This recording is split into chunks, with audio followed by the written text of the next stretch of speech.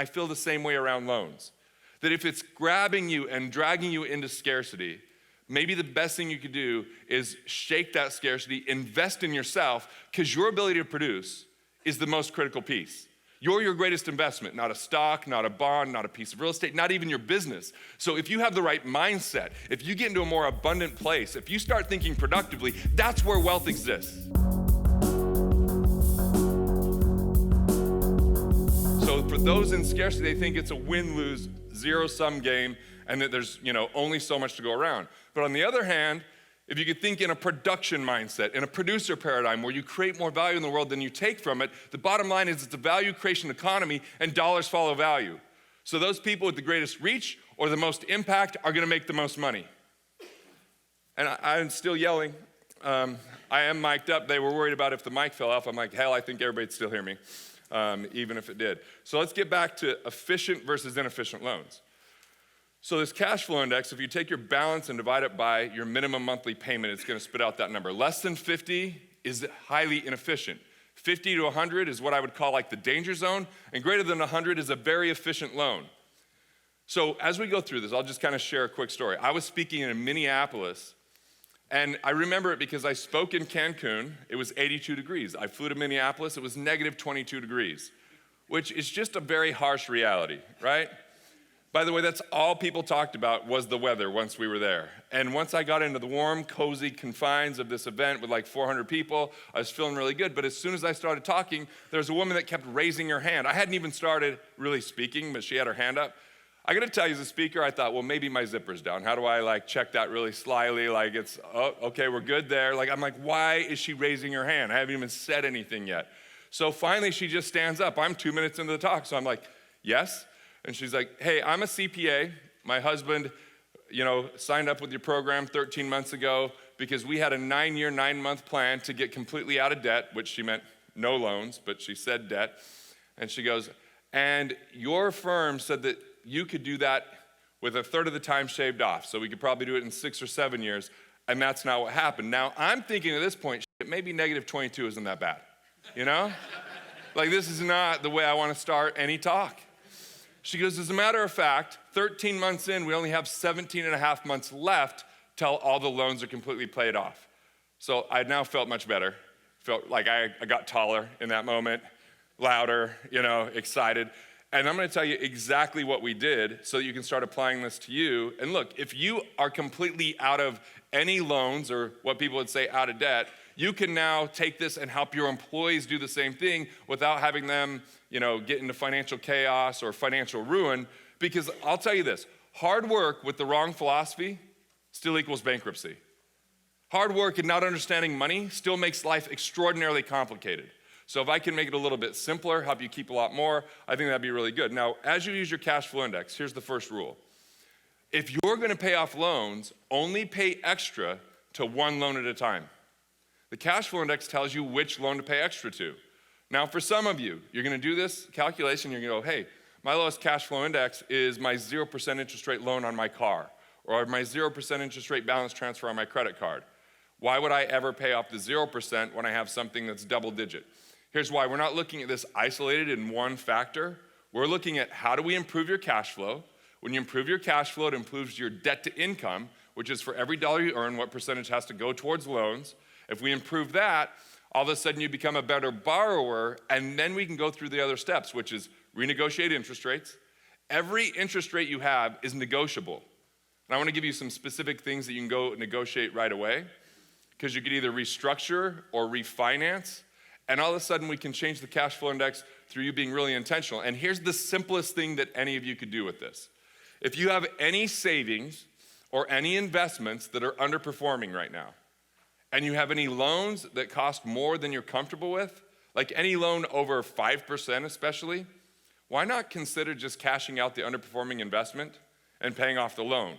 See, if you had a certificate of deposit at the bank earning 3%, and you had a business line of credit that you're being charged 6%, do you realize if you pay that off, that's 100% return? If you're buying something for $3 and selling it for $6, that's 100% markup.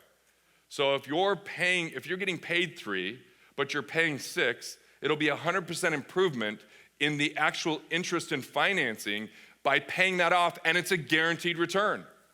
So look and see, do you have a 401k loan that's a lower interest rate than your other loans? Do you have, savings or a fund or anything like that you could pay this off and improve your cash flow? Because if you improve it, it might also improve your mindset. You might also just feel better not having that loan out there, and you could be more productive because you're spending less time thinking about what to do with those loans and more time thinking about what to do to grow the business.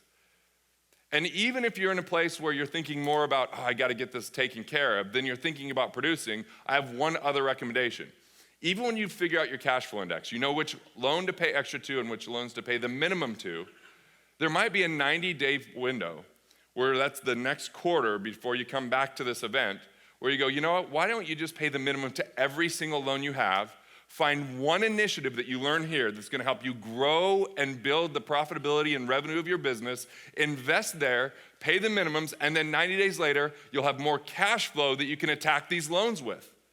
Yes, I'm a financial guy telling you not to pay off your loans in the next 90 days, but the reason is, look, I was in Newark, New Jersey. Anyone ever been in Newark?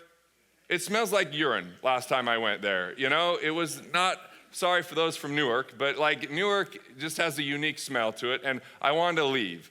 But the problem is I got on the flight at the airport, they said, hey, we're number 22 for departure. It's like, great, we're gonna just be on here for a couple hours before we actually get in the air. I was a little bit frustrated. Then 5 minutes later, they said, actually, they opened another runway. We're gonna head east, get in the air, then we'll turn around once we get up there and head back to Utah.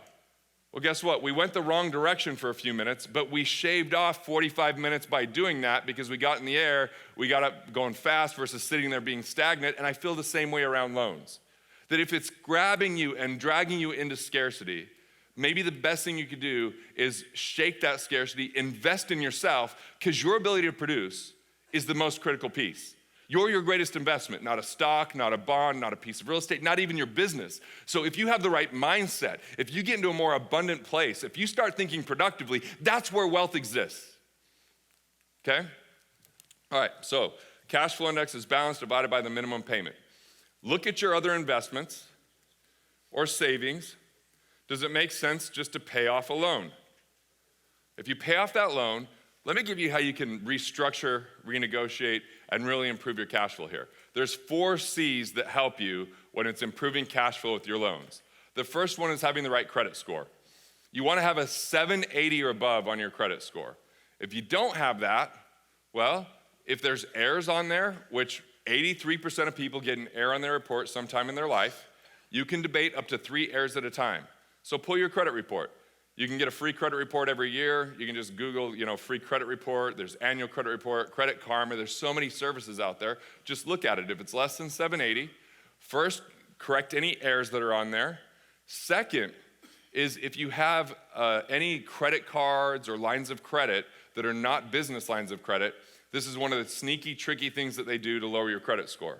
Let's say you have a $10,000 credit card. You've only charged $2,000 on it. If they don't report that you have a $10,000 limit and you charge $2,000, it looks like you've maxed out your credit cards on your utilization rate or your loan to value. So if they're not reporting what's available, that will lower your score. Why would they do that? Well, because then you have less offers and less competitive things. So that's another error to kind of look for. If you have past due things that you didn't pay, don't pay them off immediately. Get a letter of deletion first, and then when you pay it off, it won't hurt your credit score, it will help you.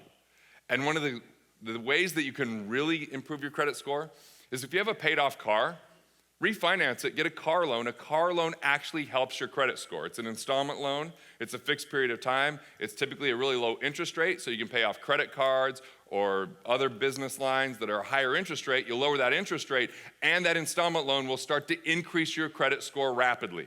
Once you get over 780, you can just call your credit card company, and you can say, hey, I'm looking to transfer. Cancel is usually a really good word too, and they'll get you to the right department. If you call the first person that answers when you have a credit card to get a better interest rate, they don't have the authority. But if you say, can I get to your deals department? I'm looking to cancel, I'm looking to balance transfer, they put you into the retention department, and the very first thing they do is look to lower your interest rate if you have good credit, okay? So the first thing is get a good credit score. You could refinance things like a car loan, even a mortgage, get lower interest rates. The second thing is you want to have the right collateral. So using a car, right, you have collateral. Using a home, you have collateral. That's gonna lower your interest rate because it's less risk for the institutions. The third C is cash flow reporting. You just wanna make sure that you have a good cash flow statement that tells a good story to the banks so they wanna lend to you. And then finally, you want the right connections.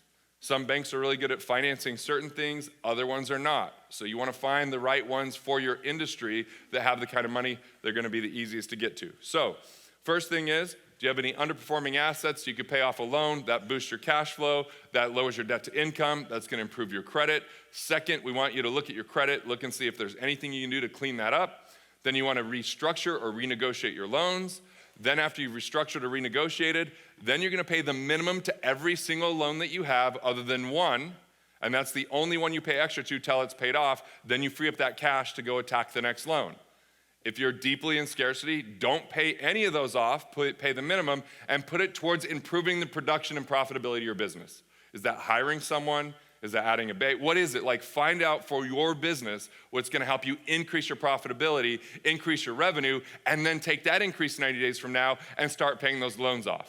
Now, to break this down even further, like, people ask all the time, like, should I have this loan? Should I not have this loan? And you can watch financial gurus all the time. They have very strong opinions. Either always have a mortgage because of the write-off, or never have a mortgage because you feel enslaved to it. My thought is, first off, what creates peace of mind for you?